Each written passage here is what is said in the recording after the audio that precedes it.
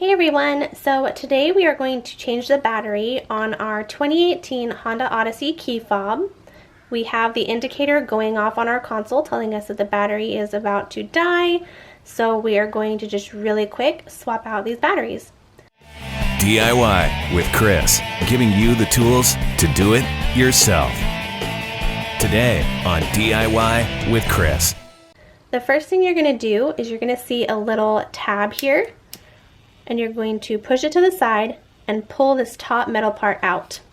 This is where the actual key component is, and then you'll see that you're left with this plastic portion here, and there are two notches right here in the center.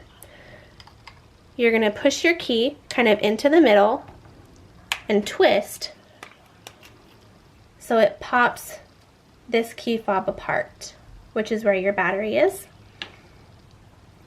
You're going to see here that there are two larger prongs on this end and smaller prongs on this end. So we are going to pry from the end that has the smaller prongs. And it pops out just like that.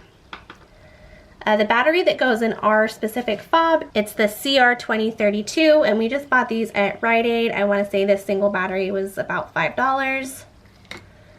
And I have one out here already.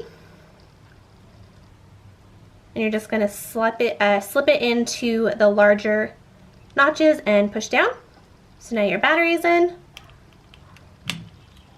Snap your fob back together. It can be a little harder to get this snapped back.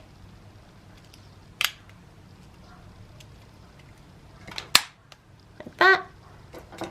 And then you'll take the metal portion of your key, put it back in, just like that. And you're done.